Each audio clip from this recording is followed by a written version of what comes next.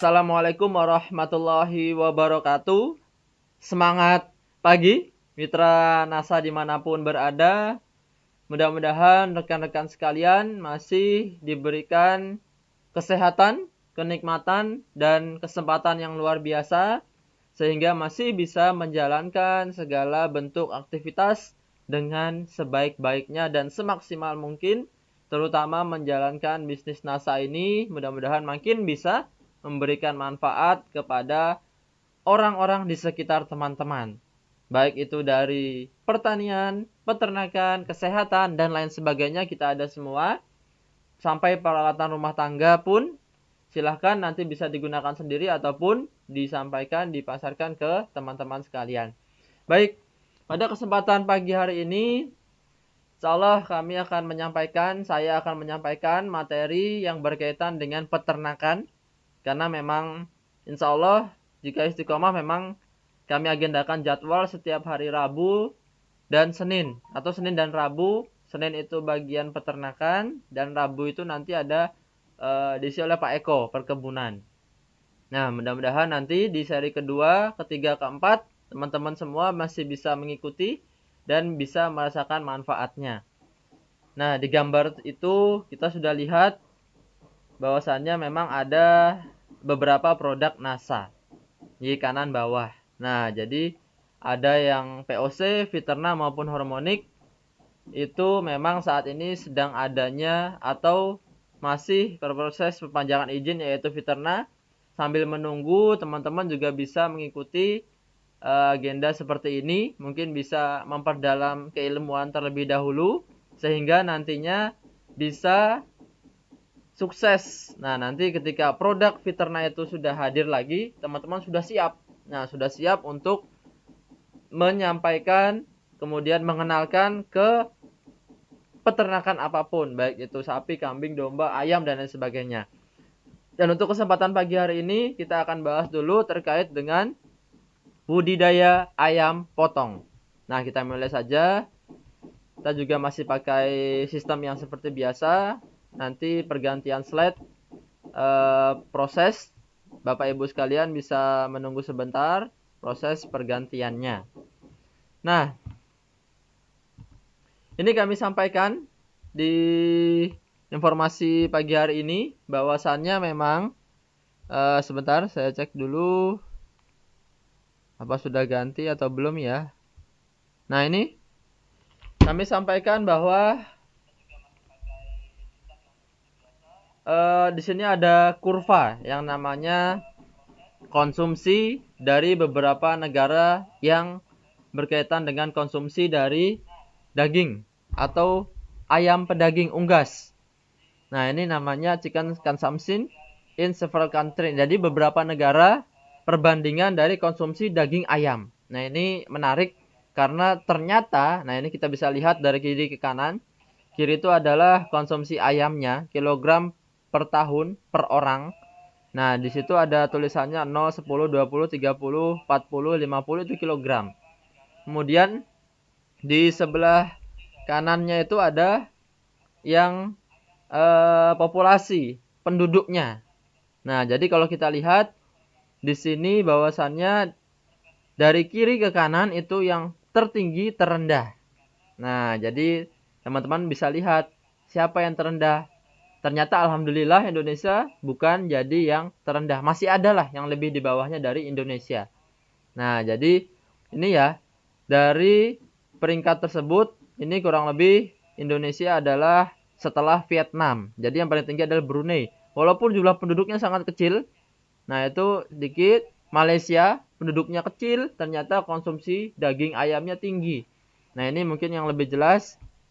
Ini berikan gambar yang selanjutnya. Nah, ini masih ada yang di bawahnya. Jadi Malaysia, Singapura, dari yang tertinggi ya, Malaysia, Singapura, Thailand, Filipina, Indonesia, ini di ASEAN. Di Asia Tenggara, ASEAN. Nah, jadi kurang lebih konsumsi kita itu walaupun rendah, ternyata masih ada yang rendah. Nah, tetapi tidak seharusnya kita berbangga diri karena yang lebih tinggi juga lebih banyak. Nah, dan seharusnya itu yang terus kita tingkatkan konsumsinya. Nah, karena kalau kita lihat Filipina, negara-negara kecil, penduduknya sedikit, ternyata konsumsinya tinggi.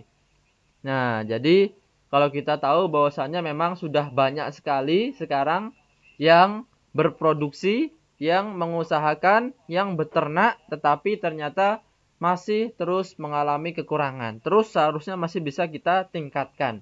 4,5 kg per kapita per tahun. Nah, itu artinya kita satu orang rata-rata jika di rata-rata kan seluruh Indonesia dari jumlah penduduk 4,5 kilogram daging ayam yang kita makan itu per tahunnya. Jadi satu orang makan 4,5 kilo per tahun. Nah, jadi selama 12 bulan itu kita makannya totalnya cuma 4,5 kilo.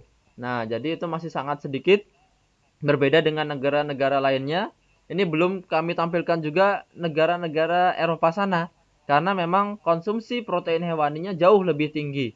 Nah, karena rata-rata dari perkembangan, rata-rata dari negara-negara maju itu yang diupayakan, yang menjadi bahan pokoknya adalah yang kualitasnya terbaik. Nah, jadi ini merupakan salah satu tantangan juga bagi teman-teman, bagi kita semuanya bahwa ternyata konsumsi kita itu masih sangat rendah.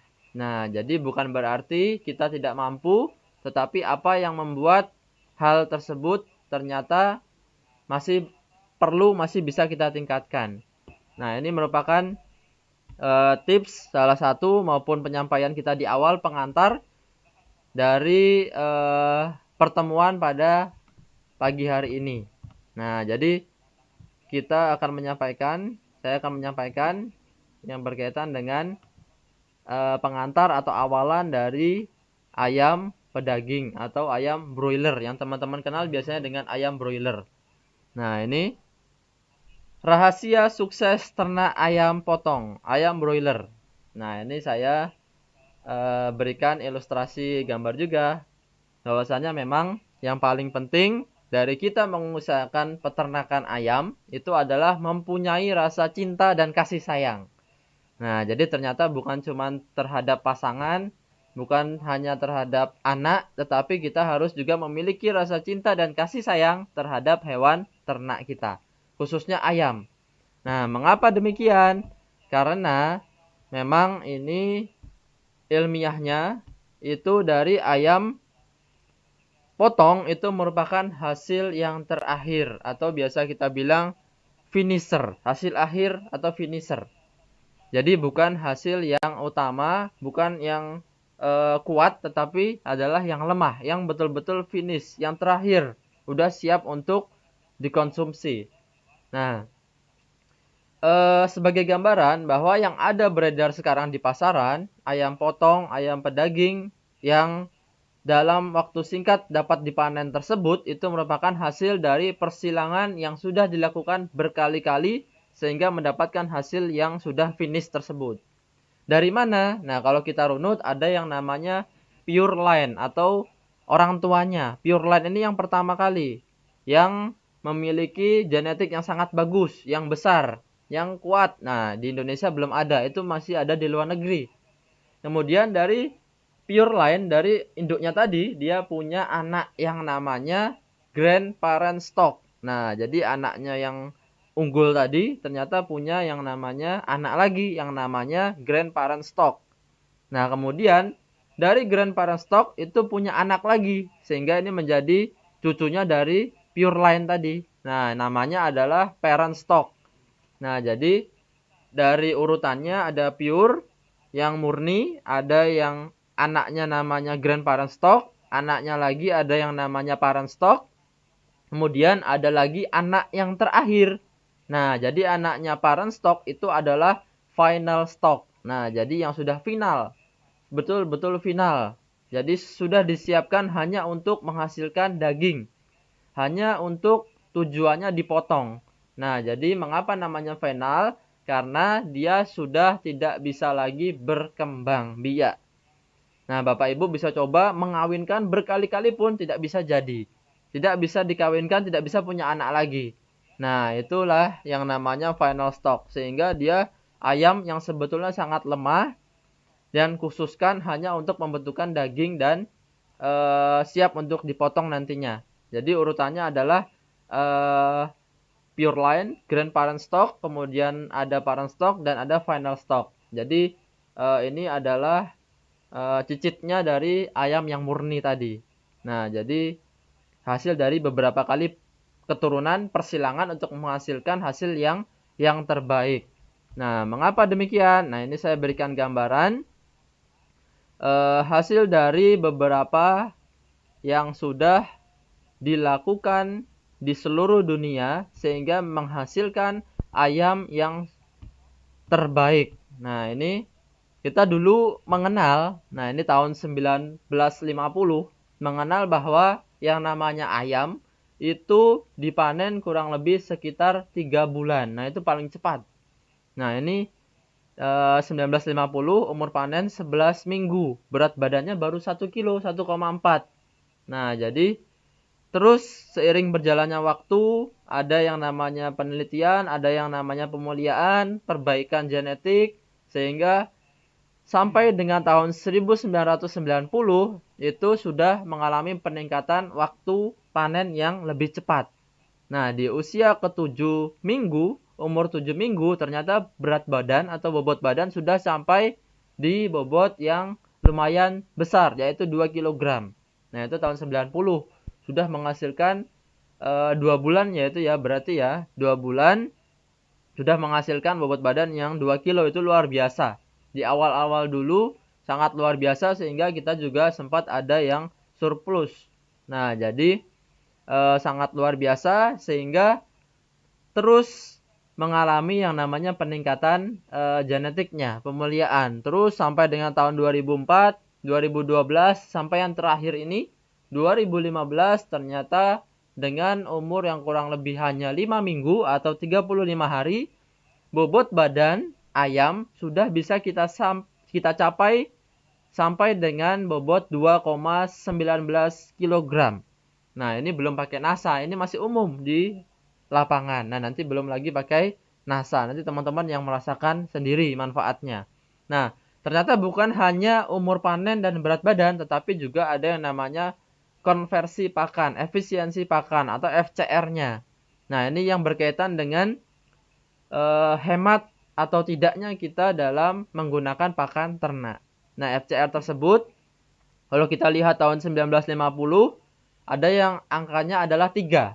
Nah, angka 3 tersebut itu adalah dari 3 kg pakan yang kita berikan ke ayam kita, ternyata bisa menjadi daging 1 kg. Nah, jadi ada sekitar 2 kilo yang terbuang dari dalam tubuh ayam. Nah, jadi ini sangat tidak efisien karena banyak yang dibuang. Tidak hemat karena mengurangi 2 kg. Sampai dengan tahun 90 tadi, kita bisa terus hemat 1 kg, FCR-nya 2. Artinya 2 kg dapat menjadi 1 kg berat badan. Nah, jadi sudah hemat 1 kg. Ini sangat luar biasa. Artinya 2 kg pakan tadi sudah bisa menaikkan 1 kg bobot berat badan ayam. Nah, ternyata di tahun 2015 itu lebih hemat lagi. Nah, ini FCR konversi pakannya ini 1,5. Nah, sehingga kita mampu menghemat lagi setengah kilogram. 1,5 FCR 1,53 artinya adalah 1,53 kg pakan yang kita berikan bisa menjadi daging kurang lebih 1 kg daging. Nah, jadi semakin kesini semakin teknologi semakin maju, teknologi makin banyak dimanfaatkan sehingga terus mengalami pembaruan peningkatan teknologi baik itu di ayam potong manapun. Nah, kemudian di angka kematian juga mampu ditekan. Yang tadinya kematian tinggi 8%, ternyata sekarang mampu hingga sampai 4%. Sehingga di lapangan itu angka kematian umumnya dalam kisaran 3 sampai 5%. Jadi range. Jadi 3 sampai 5%. Jadi sekarang 4%. Nah, jadi ada peningkatan-peningkatan seperti itu. Nah, tetapi memang kembali lagi ke yang tadi, antara cinta dan kasih sayang tadi. Nah, kendalanya adalah kalau kita tidak punya rasa cinta terhadap ayam kita tadi, kita hanya melepas mengumbar di luaran sana, otomatis ayam kita tidak bisa bersaing dengan hewan ternak lainnya. Dia sangat lemah. Bahkan ibaratnya kalau kita lepas dia nabrak tembok aja mati. Nah, jadi ini sangat berbahaya. Apalagi ditabrak sama kendaraan, tabrak motor, tabrak mobil, kelindes. Nah, itu pasti sudah mati. Bahkan keinjak manusia pun seringkali sakit, sudah ada yang patah. Nah, sehingga inilah yang mampu, yang harusnya kita kendalikan, kita jaga. Nah, kemudian karena tadi juga hasil akhir, maka dia fokus untuk berkembang biak saja. Fokus untuk bertumbuh. Nah, kemudian masuk ke laju metabolisme, itu artinya pencernaannya. Nah, jadi kalau hanya fokus untuk tumbuh, sehingga dia harus terus diberi makan. Nah, untuk target yang lumayan tinggi seperti tadi, dagingnya terbentuk dari mana? Yaitu tidak lain tidak bukan dari pakan yang ada. Makanan yang diproses oleh unggas, oleh ayam itu lebih cepat, jauh lebih cepat dari manusia. Yaitu diproses kurang lebih 3 sampai 4 jam saja di dalam tubuh ayam.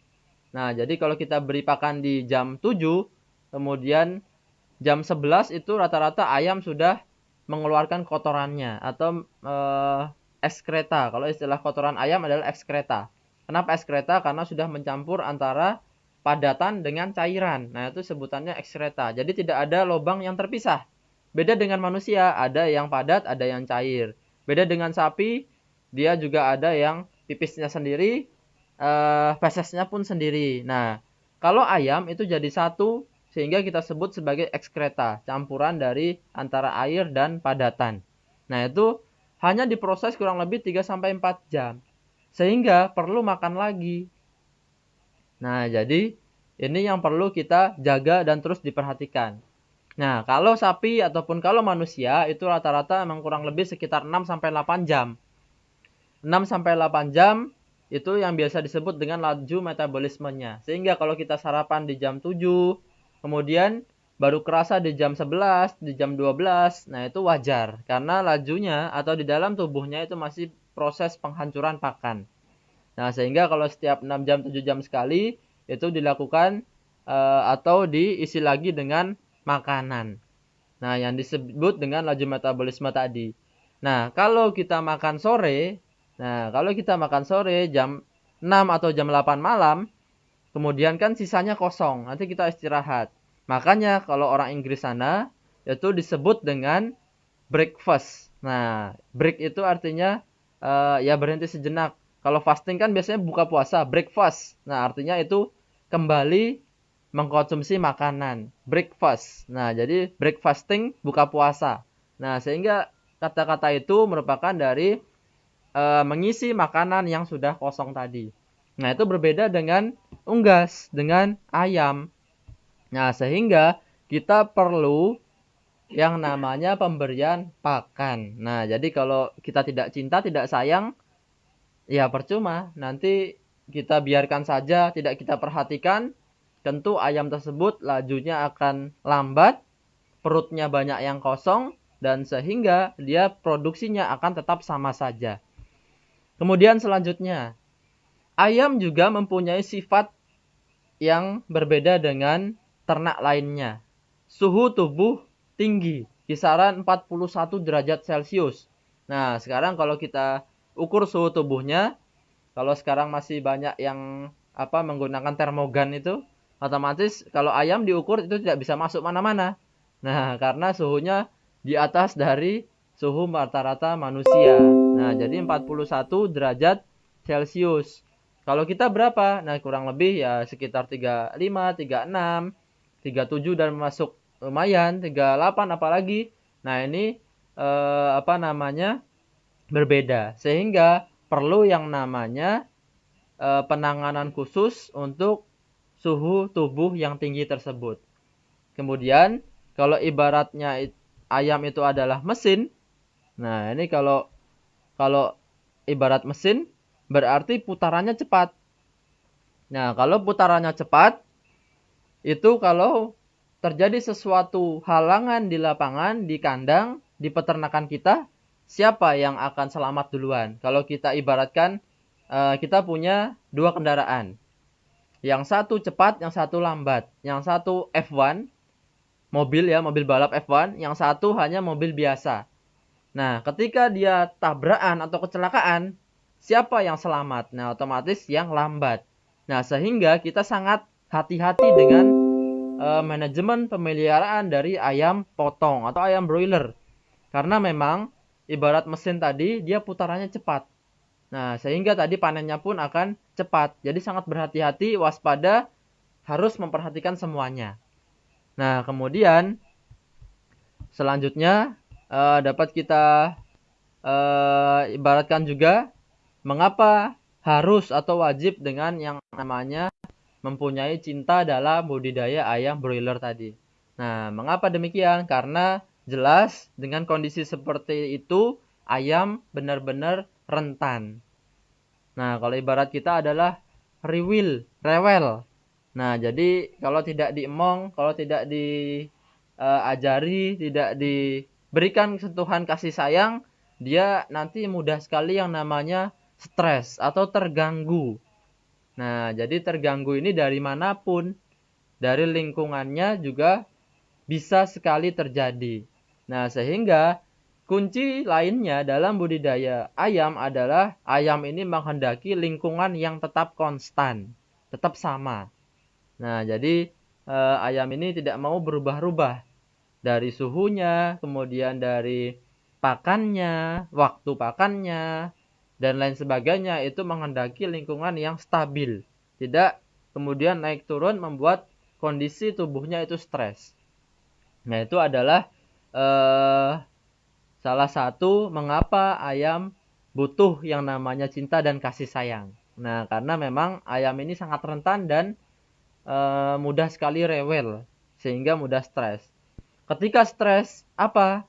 Begitu gangguan, nah ini protesnya ayam itu dalam bentuk penurunan produksi. Nah, nanti kita bisa lihat apakah ada ayam tidak mau makan, kemudian apakah ada yang bobotnya tidak seragam, apakah ada yang bahkan mati, atau ada juga yang tidak mau minum atau hanya dia berpisah dari gerombolannya. Nah, ini dalam bentuk protes terhadap si pengendalinya. Nah, jadi mudah sekali yang namanya stres, baik itu tadi dari lingkungan, dari pakan, dari suara pun bisa. Suara kalau kita punya kandang di pinggir jalan, suara itu bisa juga membuat stres, sehingga sebaiknya memang yang kita ketahui juga bahwasannya yang namanya perkandangan itu ada zona tertentu. Sebaiknya memang jauh dari pemukiman, jauh dari pinggir jalan. Kecuali kita sudah menggunakan teknologi yang bisa mengurangi stres dari ayam tadi. Nah, begitupun dari pakan. Nah, sebaiknya kita hanya gunakan juga satu bahan pakan. Tidak nanti ganti-ganti. Pagi ini jagung, sore ini bungkil kedelai, atau pagi ini sate, siangnya gudeg, atau malamnya bakso, pecel. Nah, itu nanti stres. Bukan berarti orangnya mengira butuh variasi, tetapi yang namanya ayam itu membutuhkan pakan yang sama.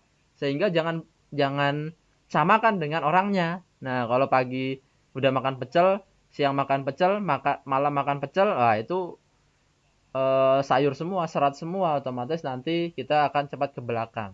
Nah, itu jangan bandingkan dengan manusia, tetapi kalau di peternakan ayam, dia sudah punya formulasi pakan yang tepat, sehingga pemberiannya dari pagi, siang, sore, atau bahkan malam, itu kita berikan pakan yang sama. Nah, jadi jangan sampai kita membuat ternak itu stres terhadap pergantian gonta-gantinya kita memberikan pakan. Nah, itu bisa sangat berbahaya, bisa menurunkan produksinya. Nah, sehingga kalau tidak ada cinta dan kasih sayang, sebaiknya kita lebih baik tidak memilih untuk beternak ayam.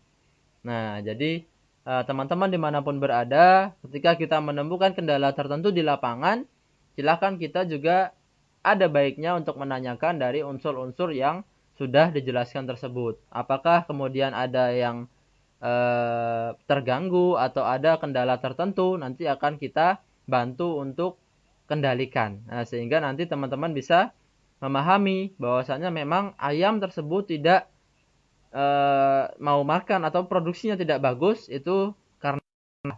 Nah, jadi selain dari beberapa manajemen atau beberapa faktor yang lainnya, ternyata basic dari ayam potong atau ayam broiler adalah seperti yang ini, yaitu dia harus dipelihara dengan rasa cinta dan kasih sayang. Nah, sehingga upayakan, ini upayakan dalam pemberian pakan itu 3 jam. Nah, ini info bahwasanya memang jangan sampai kosong tempat makannya. Sehingga seringkali ada yang namanya peternakan yang menggunakan auto feeder, itu apa namanya, makan pakan dengan otomatis sehingga tetap terjaga. Kalau pakan habis, paling tidak dia atur 1 jam 3 jam baru diisi lagi. Nah, jadi jangan sampai, upayakan 3 jam jangan sampai kosong tempat makannya. Contoh, misal dikasih pagi, kemudian jam 12 habis. Nah, kalau memang sebaiknya habis, itu langsung diberi pakan. Tapi kalau tidak, kita kasih rentan waktu, range waktu, itu jangan sampai 3 jam. Jangan sampai jam 3 kosong. Nah, sehingga perlu kita berikan pakan entah itu jam 1 atau jam 2. Nah, itu kita berikan, nanti sore lagi kita berikan. Bahkan jangan sampai kosong sampai jam 4. Nah, karena apa? Salah satu penyebabnya tadi karena dia adalah mesin yang sangat cepat. Sehingga diprosesnya pakan 3-4 jam. Sehingga kalau tidak ada yang diproses, dia memproses apa? Nah, jadi kosongnya ayam itu bisa menimbulkan berbahaya nantinya. Sehingga perlu ada terus tambahan makanan.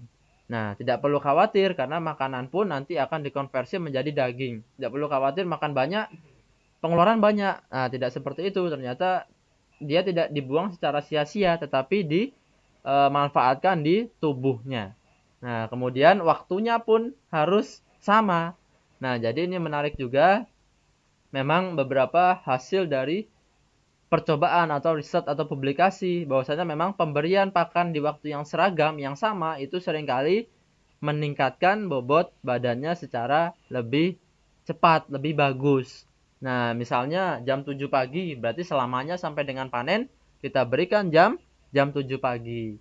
Nah, jadi konstan jam 7 pagi dan jam 3 sore misalnya. Ya, berarti kita berikan jam 7 dan jam 3 sore. Nah, jadi terus-menerus kayak gitu sampai dengan dia panen. Dan sering kali pun orang yang memberikan itu juga harus sama. Nah, jadi ini rentan atau bedanya antara ayam broiler tadi dengan ayam-ayam yang lainnya. Ayam kampung, ayam Jawa super, ayam petelur pun basicnya ada perbedaan.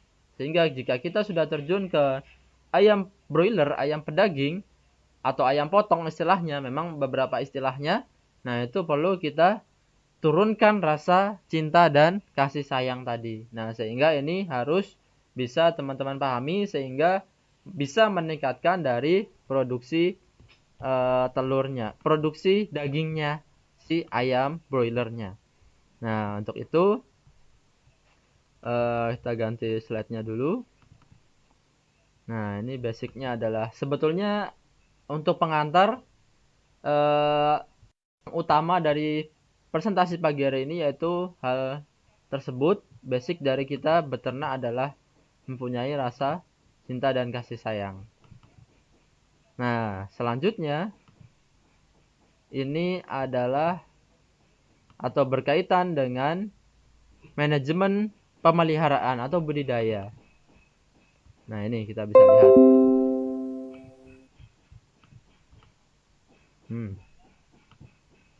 Manajemen pemeliharaan ini selain tadi ya, kalau kita sudah punya basicnya adalah tadi cinta dan kasih sayang, maka dalam manajemen pemeliharaan kita sudah mengalami kemudahan dalam penanganan si ternaknya atau unggasnya.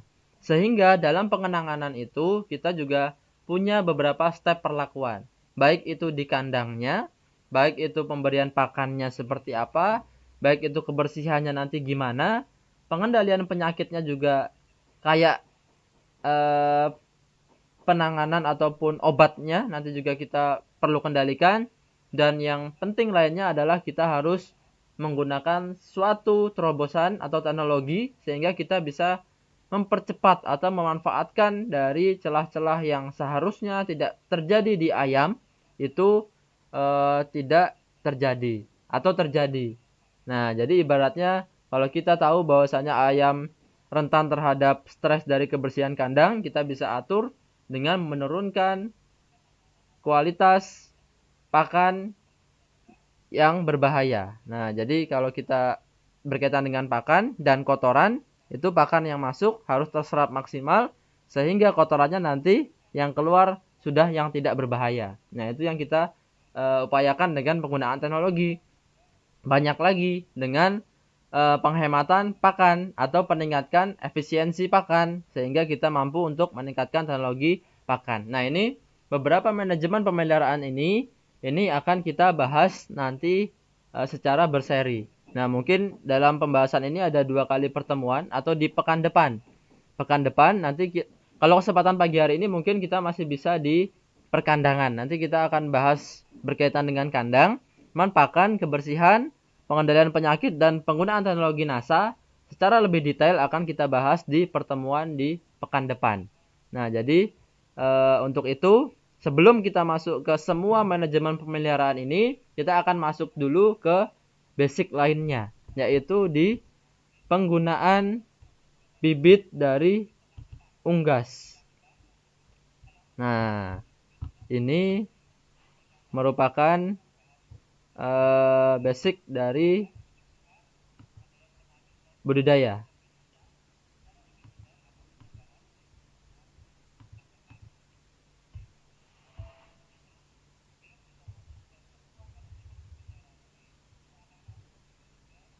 Jadi begini. Ini agak delay ya. Saya juga mencoba mendengarkan.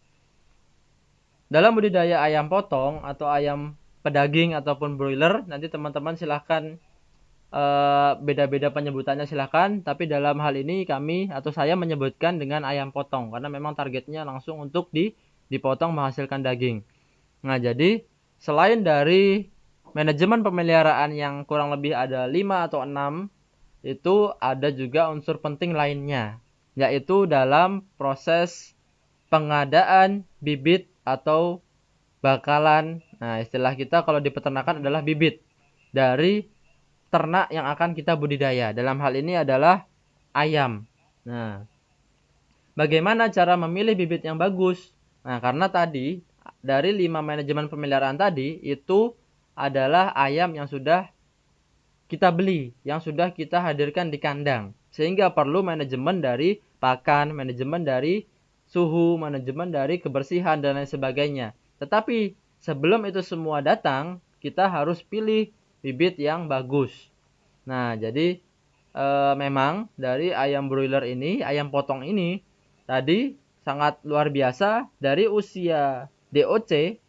DOC itu adalah day old chick atau anak ayam. Nah, jadi nanti kalau kita berkunjung ke peternakan, silakan Bapak Ibu, teman-teman hanya sebutkan DOC saja sudah tahu para peternaknya. Dari usia DOC sampai dengan panen itu tidak lain tidak bukan hanya 5 minggu. Hanya 4 sampai 5 minggu. Bahkan ayam-ayam kita seringkali juga ada yang lebih cepat. Nah, jadi ini sangat luar biasa sehingga kita harus memilih yang luar biasa juga. Nah, jadi bibit yang bagus umumnya adalah DOC yang sudah memenuhi kriteria yang ada di gambar teman-teman sekalian. Nah, kalau kita tahu dasarnya adalah begini, kalau dari awal, nah tadi kita bicara tentang mesin ya, mesin mobil balap. Nah, kalau dari awal itu tarikannya bagus, otomatis nanti ke depan juga bagus. Nah, jadi kalau ada teman-teman yang suka nonton balap, kalau ada tarikan dari awal bagus, nanti ke depan dia sudah memimpin tuh. Memimpin sampai dengan garis finish, sampai finishnya tadi, finisher. Nah, sehingga begitupun dengan ayam. Ketika kita sudah dapatkan DOC yang bagus, yang tarikannya tadi sudah bagus, kira-kira bobotnya sudah minimal kan sekitar 35 sampai 40 gram, di atas 40-an gram, itu kita sudah mudah untuk memanajemen sehingga nanti akan cepat dia panen dan sesuai produksi. Nah, sehingga penting saat start awal ini. Bahkan dari beberapa publikasi tadi, penelitian itu pengaruhnya sampai dengan 30%.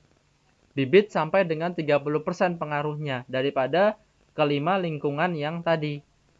Sisanya tadi hanya 70%. Sehingga dari pengadaan bibit ini sangat penting karena pengaruhnya sampai dengan 30%. Nah, sehingga kita harus tahu apa namanya penanganan, ciri-ciri juga bibit yang bagus. Namun keuntungannya ketika kita sudah ingin mengusahakan untuk beternak ayam pedaging, ini beberapa proses penghasil DOC. Penghasil DOC ini adalah yang disebut dengan hatchery ya. Hatchery menghasilkan anakan atau menghasilkan DOC.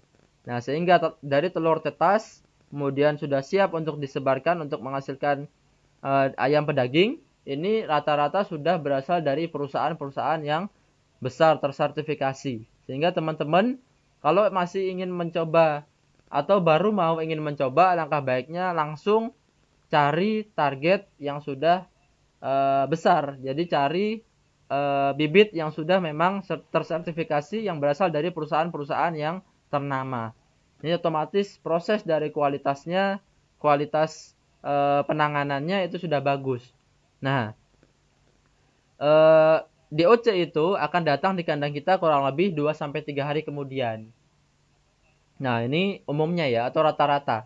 Karena dari proses pengantaran dari pabrik ke tempat kita itu membutuhkan waktu. Apalagi kalau teman-teman carinya di poultry shop, otomatis dia tidak langsung di pembibitan, penetasan tadi.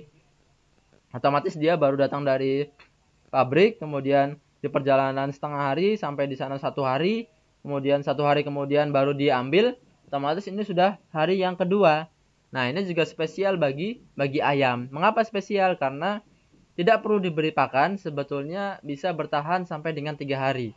Si ayam itu walaupun dia baru menetas, tidak diberi pakan, itu bisa bertahan sampai dengan 3 hari. Nah, ini juga ciptaan Allah Subhanahu wa taala yang luar biasa, ciptaan Tuhan yang Maha Kuasa, bahwasanya dia masih mempunyai cadangan dari makanan. Nah, cadangan dari kuning telur yang ada dalam telur sehingga dia mampu untuk bertahan. Nah, tetapi ini yang menarik, beberapa juga hasil yang sudah dilakukan itu semakin cepat kita memberi pakan ke DOC itu semakin bagus. Kalau bisa 6 jam sampai kita beri pakan langsung itu jauh lebih bagus daripada yang tidak diberi pakan. Nah, sehingga pemberian pakan semakin cepat itu semakin bagus.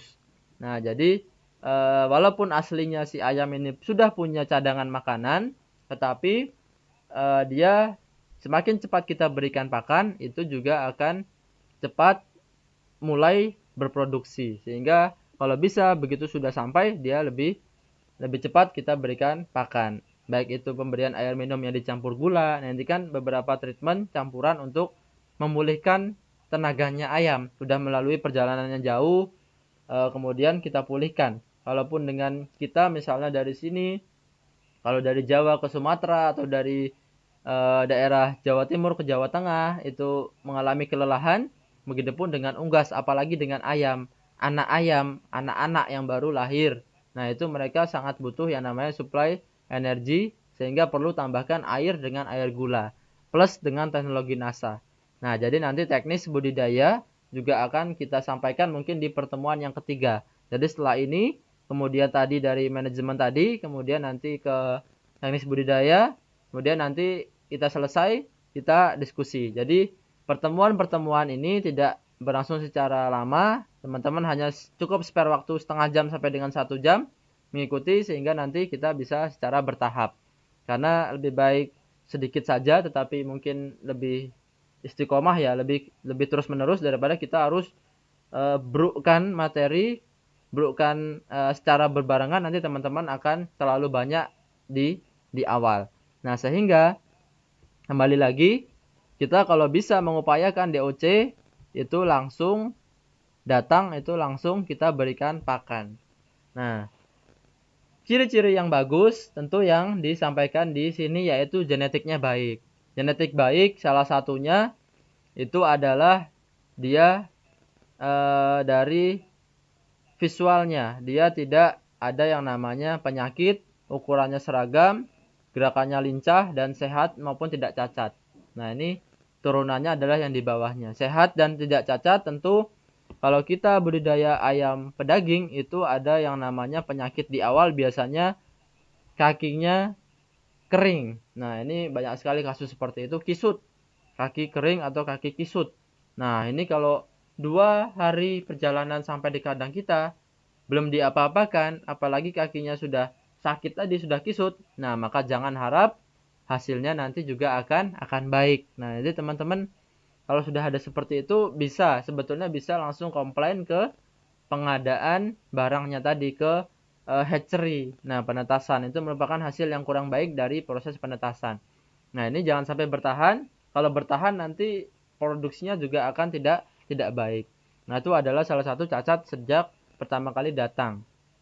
Dan tidak ada penyakit. Nah, seringkali memang jarang ya ada yang langsung divaksin, tapi ada juga yang divaksin. Tetapi cara-cara kita melihat tidak ada penyakit itu kita bisa lihat dengan kondisi lubang dari tubuh si ayamnya. Bisa jadi dari mulutnya tidak mengeluarkan lendir, hidungnya tidak mengeluarkan lendir, dari ekskretanya, dari lubang pengeluaran kotorannya tidak mengeluarkan cairan yang terlalu basah, tidak lembab, kemudian ayamnya mampu berdiri dengan normal, dan juga nanti ada gerakannya lincah.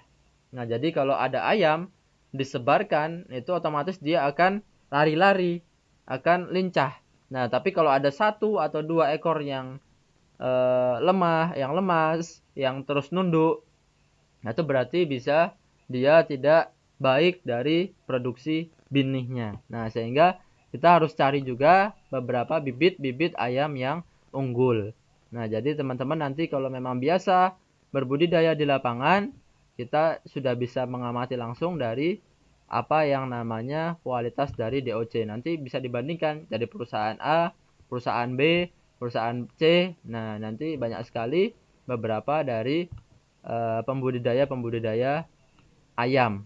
Bahkan di perusahaan sekarang, perusahaan ayam broiler sangat banyak sekali, sehingga perlu yang namanya selektif juga kita dalam mencari DOC.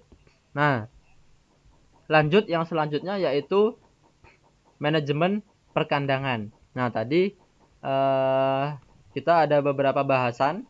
Manajemen pemeliharaan tadi ada bahasannya. Yang pertama ada kandang, kemudian ada pakan, ada kebersihannya, kemudian ada pengendalian dari penyakit, kemudian juga ada penggunaan teknologi. Nah, di kesempatan pagi hari ini kita akan membahas satu dulu, yaitu manajemen perkandangan. Nah, ini karena sangat erat juga dengan bibit tadi dan manajemen sebelum kita membudidaya ayam. Nah, jadi jangan sampai kita harus membeli ayam dulu baru kita buat kandangnya. Nah, itu kan nggak mungkin. Sehingga kita harus yang namanya menyiapkan kandang terbaik, baru kemudian kita datangkan yang namanya bibitnya tadi. Nah, bisa lihat ya, di sini sesuai gambar. Memang kandang ini tujuannya adalah dibuat untuk memberi lingkungan yang diinginkan ayam. Tadi di awal, dengan rasa cinta dan kasih sayang terhadap ayam kita, otomatis kembali lagi ke basicnya apa? Apa yang diinginkan oleh ayam tadi adalah secara umum yaitu temperatur atau suhunya. Nah, jadi umumnya tadi dari suhunya. Ayam ini temperaturnya sangat tinggi. Karena apa? Tadi karena termasuk yang namanya pakannya tadi. Dia cepat mengkonsumsi pakan. Otomatis kalau mesinnya cepat, mesin pun cepat yang namanya panas. Nah, sehingga suhu 41 derajat itu karena dia masih terus mengalami metabolisme dalam tubuh. Ketika temperaturnya tinggi, ini adalah salah satu penyebab dari tadi ya, menghasilkan panas dari metabolisme lajunya yang cepat. Nah, sehingga kelebihan dari suhu tubuh ini mereka harus lepaskan. Nah, jadi percuma kalau kita buat kandang yang panas, dia tidak bisa mengeluarkan panasnya. Nah, ini sangat eh, ini ya, kalau kita punya ayam kampung, nah ini memang bedanya ayam broiler sama ayam kampung. Ayam kampung dilepas di luaran pun tidak apa-apa karena memang dia bukan final stock. Nah, tetapi memang beda lagi galurnya atau urutan dari pemuliaannya. Kalau kita lihat ayam yang kelebihan panas, nah ini kalau kita lihat ayam kampung, dia ciri-cirinya adalah mandi pasir. Nah, teman-teman kalau pernah lihat ayam mandi pasir, itu pasti dia sedang mengeluarkan panasnya. Nah, jadi kita bisa lihat secara visual. Kemudian ayam dewasa ini memang ketika dikasih makan perlu melepaskan panas. Nah, jadi teman-teman yang sudah menyiapkan kandang harus menyiapkan sirkulasi juga yang bagus. Dan suhu idealnya, suhu ideal dari kandang yang sudah akhir. Jadi kalau udah fase akhir berbudidaya itu kurang lebih hanya sekitar 20 derajat Celcius. Nah, ini dingin ya. Jadi dingin. Jadi nanti setelah ini akan saya tampilkan slide dari perbedaan umur menentukan dari kemampuan si ayam dalam mengeluarkan panas sehingga dia butuhnya di suhu berapa idealnya. Nah, sehingga muncullah beberapa manajemen perkandangan yang seperti di gambar yang disajikan. Nah, jadi lanjut ke apakah kita perlu kandang yang terbuka atau kandang yang tertutup? Nah, jadi ini kan pertanyaan selanjutnya. Ketika kita harus menyesuaikan suhu si ayam, apakah kita harus menggunakan suhu yang panas atau yang tertutup? Atau kandang terbuka atau yang tertutup? Nah, jadi beberapa kategori dari kandang itu memang ada yang terbuka atau open house, yang sangat biasa kita temui di kalangan masyarakat, sampai dengan yang tertutup. Nah, ini biasanya di perusahaan-perusahaan yang sudah fokus sekali untuk memproduksi daging, yaitu semuanya dalam keadaan tertutup. Di antara keduanya seringkali ada yang semi intensif. Nah, jadi antara open house dan close house. Tetap ada blowernya, tetapi dia masih bisa dibuka. Nah, jadi ini banyak juga kita temui di peternak. Jadi beberapa varian dari kandang tuh banyak sekali. Nah, kandang tertutup ataupun terbuka ini mempunyai keunggulan dan kelemahan masing-masing. Tetapi memang keunggulan dan kelemahan masing-masing itu tetap pengaruhnya nanti ke produksinya. Kalau kita lihat kandang terbuka atau open house, otomatis dia kelebihannya memang lebih hemat. Lebih hemat dari tidak adanya blower. Nah, ini kipas ya, blower. Kemudian dia hanya memanfaatkan angin sekitarnya, mengandalkan buka tutup dari terpalnya, apakah nanti suhu panas, apakah suhu dingin, itu cukup dibuka dan ditutup. Nah, jadi nanti pengaruhnya di sana. Harganya juga lebih murah dan lain sebagainya. Kemudian juga ada yang namanya kandang tertutup atau close house. Nah, ini close house ini memang salah satu bentuk cinta dan kasih sayang yang luar biasa. Karena apa? Karena secara menyeluruh itu kita siapkan kondisi yang sangat baik untuk ayamnya. Jadi di kondisi yang tertutup tersebut kita berikan blower. Nah, ibarat kita kalau manusia mungkin AC ya, untuk mendinginkan maupun menghangatkan. Ketika dia masih kecil, otomatis suhunya masih sangat tinggi yang dibutuhkan. Ketika makin besar, suhu makin rendah. Ketika musim panas, dia tinggal nyalakan blowernya. Sehingga musim dingin, seringkali kalau terlampau dingin, dihangatkan. Nah, ini butuh investasi juga yang tinggi, yang luar biasa, sehingga bisa menghasilkan produksi yang baik. Kemudian di daerah panas atau dingin. Nah, jadi kalau di Jogja ada daerah yang namanya Kaliurang. Di situ juga banyak pembudidaya ayam, baik itu petelur maupun broiler. Nah, ini sangat penting karena memang suhu ini rata-rata yang diinginkan suhu yang dingin tadi ya, sekitar 20 sampai antara 30-an sampai dengan 20. Nah, ini nanti menurun terus seiring berjalannya produksi. Nah, kemudian penyinaran juga penting. Untuk apa? Hanya untuk melihat memberikan si ayam memberikan cahaya untuk melihat makanan. Nah, jadi kalau dia gelap dia tidak makan. Sehingga kalau kita ingin lebih cepat, kita nyalakan lampu. Namun juga tetap harus waspada tetap harus diatur karena juga ayam membutuhkan fase istirahat. Sehingga ada yang penelitian lamanya penyinaran terhadap produksi itu juga ada. Nah, jadi hasil-hasil yang bagus itu juga sudah ada, tetapi signifikannya di ayam petelur. Nah, nanti mungkin setelah ini atau kapan-kapan kita akan membahas ayam petelur. Karena apa? Karena si ayam itu memproduksi telur biasanya di kondisi yang gelap, tetapi dia menelurkan itu di kondisi yang terang. Nah, jadi pagi-pagi itu dia biasanya bertelur kondisi yang sudah terang, tapi malamnya itu perlu kita gelapkan. Nah, jadi fase-fase tertentu, penanganan-penanganan tertentu untuk mendapatkan hasil yang sangat sangat baik, sangat luar biasa dalam budidaya ayam potong atau ayam broiler yang kita inginkan. Nah, kemudian ini yang namanya fase dari ayam yang dikaitkan dengan suhu. Nah, ini saya mencari tempat saya dulu karena ini full ya. Nah, mungkin di sini. Oke, transisi.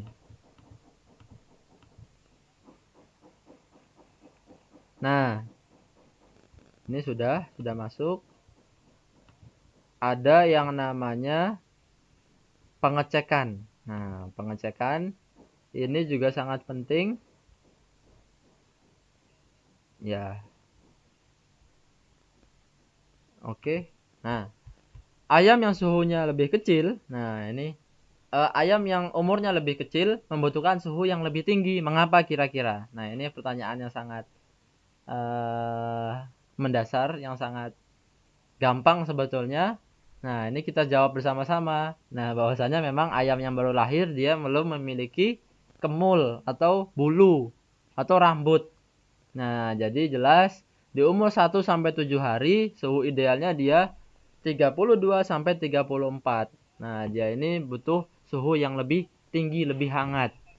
Nah, ini lebih hangat ya. Kemudian di umur yang selanjutnya yang lebih besar lagi, ketika sudah tumbuh yang namanya bulu-bulu, itu suhunya diturunkan. Nah, sehingga tadi dalam penanganan secara close host sangat gampang, sangat mudah diatur suhunya.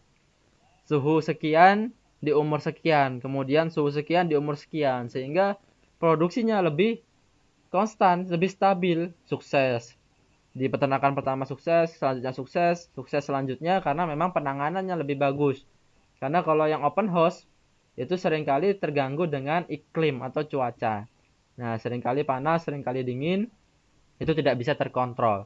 Nah, kemudian di umur yang selanjutnya itu tadi ya 20-an derajat. Nah, ini di umur fase terakhir, finisher atau usia-usia di atas 20 hari itu membutuhkan suhu yang lebih dingin. Nah, sehingga seringkali dalam peternakan itu mereka cari tempat-tempat yang daerah yang dingin. Karena dia lebih banyak ke suhu dinginnya. Di bawah 27 itu lebih banyak. Nah, cara melihatnya, mengkontrolnya itu mudah sekali, bisa dilihat secara visual. Bagi ayam yang baru datang, ada yang namanya fase brooding. 1 sampai 7 hari ini fase brooding. Ini juga sangat penting menentukan suhu dari ayam, menentukan produksi ayam ke depan. Dilihat dengan persebaran ayamnya. Itu ada gambar 1. Jika kandang kurang panas, maka ayam cenderung bergerombol.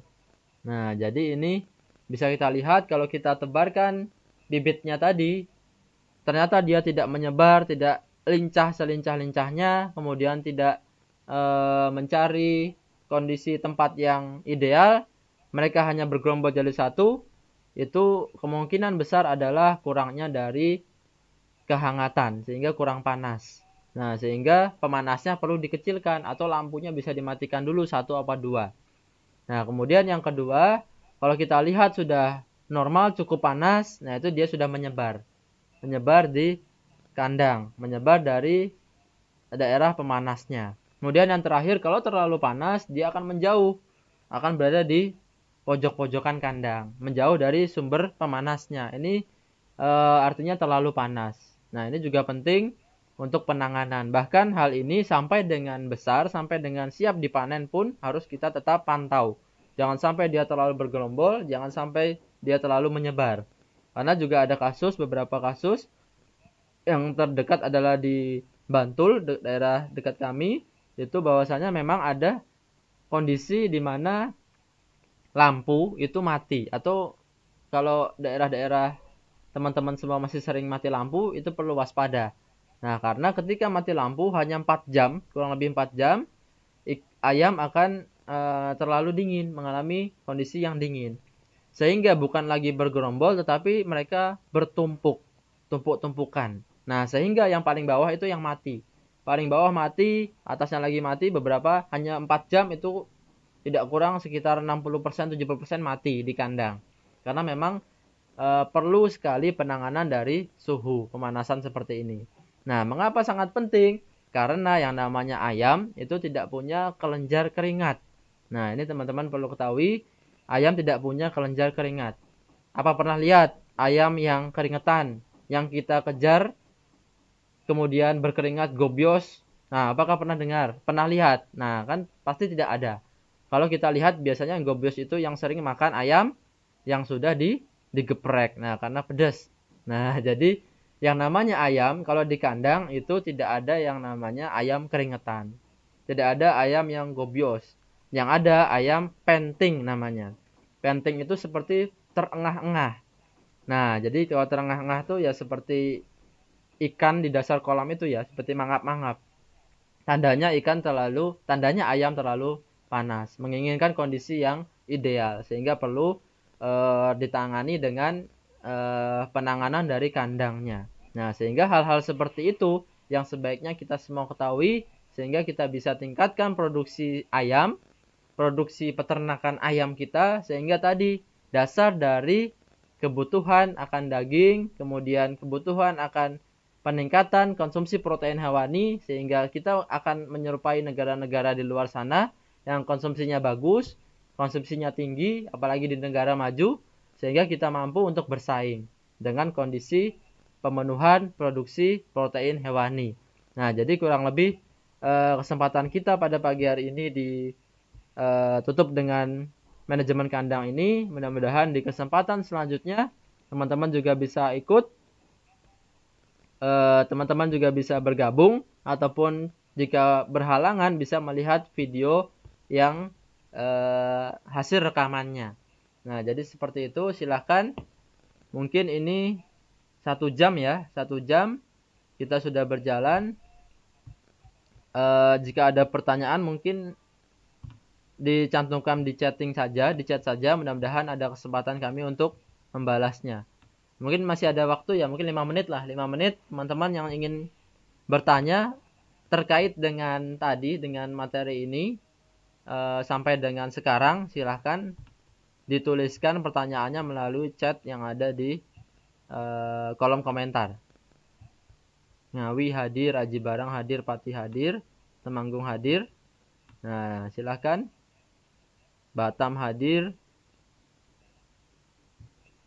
Magelang hadir. Baik, jika masih belum ada pertanyaan, mungkin juga bisa langsung nanti berkoordinasi, langsung menanyakan kepada kami melalui kontak-kontak konsultasi yang ada. Jika memang peternakan, silakan langsung menghubungi saya di nomor telepon 0811 2792 004. Nah, jadi itu kontaknya 0811 2792 004. Jika ada pertanyaan-pertanyaan lainnya juga bisa menghubungi kontak-kontak kami yang ada. Sekian. Ini ada yang bertanya Fiterna. Nah, ini tidak afdol ya kalau penyampaian peternakan tidak ada yang bertanya Fiterna. Nah, jadi mesti ada yang bertanya Fiterna, kapan Pak? Nah, itu memang lagi-lagi kami harus sampaikan, teman-teman harap tetap bersabar dan membantu, mungkin mendoakan mudah-mudahan akan segera ready kembali, karena memang informasi yang kami dapatkan progres terus ada, hasilnya terus membaik. Mudah-mudahan nanti dalam waktu dekat. Nah, kami pun tidak bisa menjanjikan kapan. Nah, yang penting terus teman-teman mengupayakan sehingga hasilnya peternakannya tetap bagus walaupun tanpa menggunakan Fiterna nanti, apalagi memberikan Fiterna. Nah, jadi kita pahami dulu dasar-dasar basic ilmu peternakan, sehingga ketika sudah keluar produknya nanti kita bisa melesat seperti mesin yang cepat, seperti F1 tadi. Nah, tarikan di awalnya harus cepat. Nah, jadi belum bisa kita gantikan. Kemudian untuk sementara bisa digantikan dengan POC NASA dan hormonik. Nah, jadi POC NASA dengan hormonik. Campurkan jadi satu dan diambil seperti biasanya. Kalau untuk ayam potong, ayam pedaging kita berikan setiap hari. Nah, jadi nanti tetap di ulasannya di pekan depan kita akan diskusi lanjutan manajemen pemeliharaan dari 4 poin tadi yang belum kita jelaskan, dari pakan, dari kebersihan dan pengendalian penyakit, dan penggunaan teknologi, di mana penggunaan teknologi ini kita akan titik beratkan nanti dengan penggunaan teknologi NASA. Bagaimana caranya, manfaatnya, dan nanti bisa memberikan peluang yang besar terhadap mitra usaha dimanapun berada untuk memasukkan, mengenalkan produk-produk NASA ke peternak pembudidaya ayam potong. Nah, jadi untuk sekian seperti itu dulu. Terima kasih atensi teman-teman sekalian. Jika ada yang masih kurang atau perkataan yang kurang berkenan di hati teman-teman sekalian, kami ucapkan permohonan maaf, dan semoga kesempatan pagi hari ini bisa memberikan manfaat kepada kawan-kawan sekalian. Terima kasih. Wassalamualaikum warahmatullahi wabarakatuh. Tetap sehat, tetap semangat. Semangat pagi.